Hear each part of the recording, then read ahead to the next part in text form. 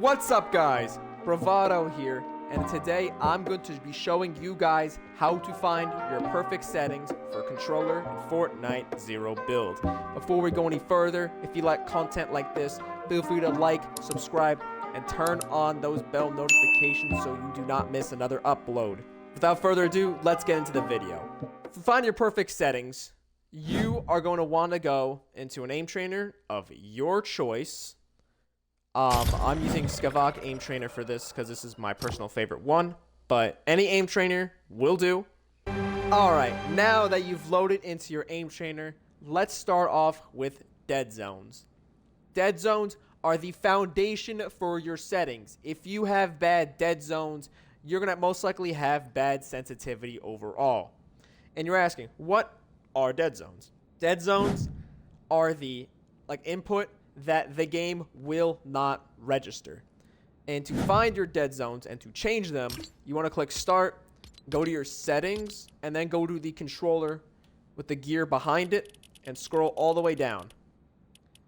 Now you see your dead zones. See that small blue circle within the thumbstick on the screen? That is your dead zone, and that is what will not be registered as input in game. So to find your perfect dead zones, put them both to the bare minimum, which is 5/5. Then exit out of your settings. And then start to move your character, make small adjustments, and see if you have stick drift. So I'm going to do, see, I'm moving my character to the left. We're good. To the front. Going back. We're good. I move it to the right. And now what I'm seeing is I have stick drift because my dead zone is too low and I must raise it. Stick drift is basically inputs that are being registered in game without you moving your thumbstick or putting in any input. The game just does it on its own. Due to this, it's really gonna mess up your performance, mess up your aim, and there's basically just mess up your gameplay. So we know my left stick is too low and I have to raise it. You will keep repeating that process until you find your perfect dead zones. So it was 11%, so I'm gonna go back to that. Now, we'll do for the right stick. Move it left, nothing, up, down, nothing, right. Do a little diagonal movement. Nothing. So, there is no stick drift on my right stick, so 5% is my perfect dead zone for my right stick. Important note is that your controller may develop stick drift over time as you're using it. And also, all controllers are different, so every controller is going to have different dead zones. So your dead zones will be subject to change, so keep that in mind that your dead zones are not permanent. Now we will be talking about the X and Y sensitivity. The X and Y sensitivity is basically how fast you can move your crosshair. I would recommend that you keep this around 38 to 43% because if it is too fast, you'll be messing up a lot of shots. To find your perfect X and Y sensitivity, just grab a few guns and then go into an aim duel and just see how good your crosshair placement is. What I'm noticing when I am testing this sense out, I'm noticing that my shotgun placement is mostly consistent with occasional misses, but with the SMG, I feel like I'm missing half of my shots. My crosshair sum is above the enemy a lot, so that means that my sensitivity is way too high and I need to lower it.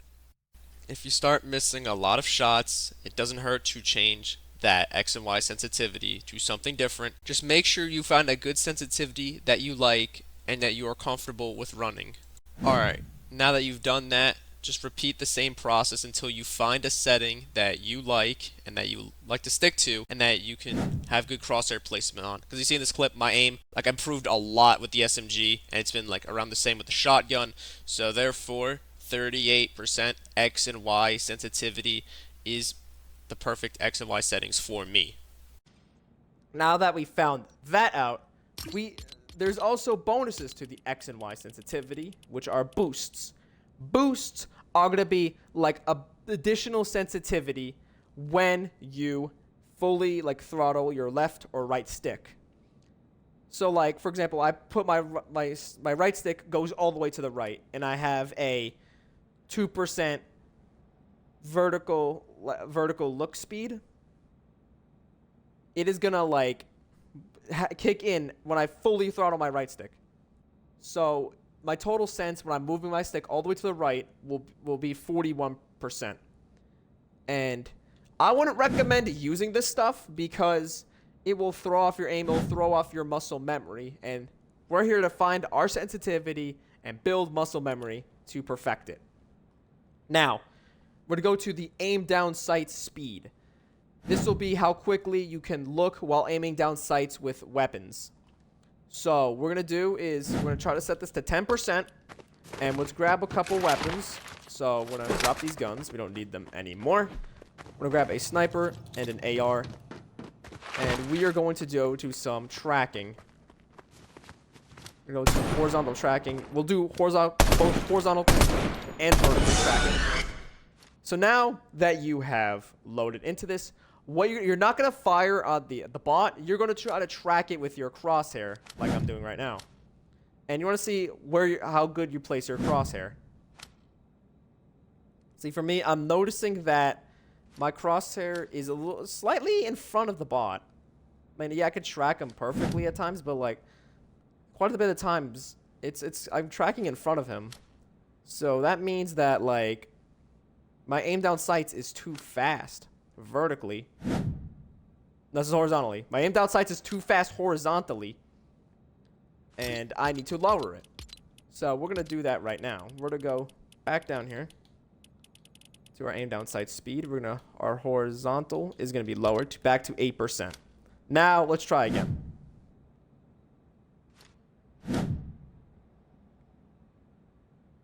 Notice the difference is that like I'm consistently having my crosshair like near or on the enemy like almost all the time.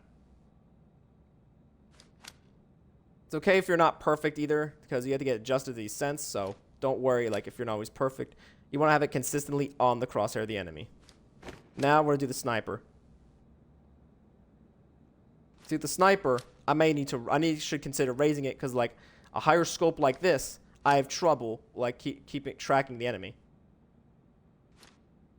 So I might have to consider putting this to 9% to have better tracking. So now that you have that,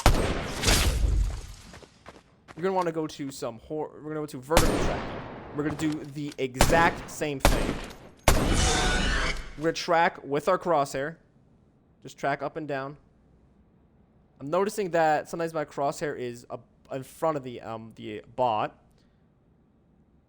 Like when he goes up, shoots up. My crosshair is consistently above him. So that means my aim down sights speed is too fast, and we need to lower it. So that's what we're gonna do. We're gonna go back down to 8% again, and we're gonna try it again. Try to track him.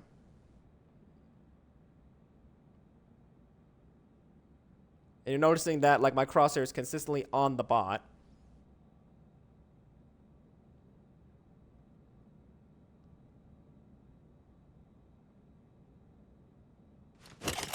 Now we're gonna try it the sniper. Like it's gonna be harder with the 4x scope. It shouldn't matter.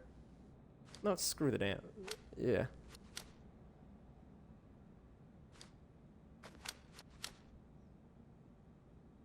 See, like sometimes it is harder to track with a like higher optics, so keep that in mind.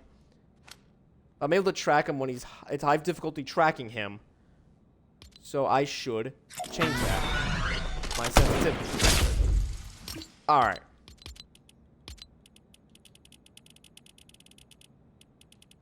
Now let's go over the big debate between linear versus exponential.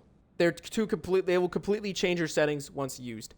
Linear is going to be raw stick input. So let's say my input is 38%. Like when I move my right stick, it will move at that exact sensitivity no matter what. But if I use exponential, it's going to be a little slowed down. So if I put on exponential, it's not going to be 38%. It's going to be a little slower. And this like slightly slower movement is going to have more precision. So there are pros and cons to using linear and exponential. Which one you want to use, it is totally up to you, but keep that in mind. If you change from linear or exponential, you may need to redo the process of changing your settings, except your dead zones. But also, most importantly, to have good settings, you must stick with these settings almost no matter what. So don't change off these settings if you're missing a few shots. Like, stick to these settings no matter what, man. Unless their settings are really bad and you're missing consistently. Like, if you're missing missing shots like one day, like, don't change your settings over that. But if you're consistently missing your shots and you've given yourself some time to adjust to these settings, feel free to make some changes if you need to. Another way you can find your perfect settings is to copy off your favorite pro player settings and make small adjustments so that they fit your liking. Alright, to recap, the dead zones are the foundation of your settings, that they will determine what input is not registered in game. Setting them too low can cause stick drift, and that's really bad. We don't want that. That your dead zones may be subject to change in the future. Your X and Y sense is going to help determine like how fast you move your crosshair vertically and horizontally. This is very important for precision in close range fights and hip firing in general. That your aim down sight speed should be a lot lower than your X and Y, and it'll help determine how fast you aim down sights in game. That you want to make sure that you have good crosshair placement and good aim. So make sure it's not too high so that you're not consistently missing, but not too low either. You want to have it in like a good middle ground for all your settings. This is my first time making a settings video, so if there's anything I can improve upon, please let me know in the comments. But if you like this video, feel free to like, subscribe, and just put on those bell notifications so you never miss more uploads that I do for you. I will see you guys later. Peace out.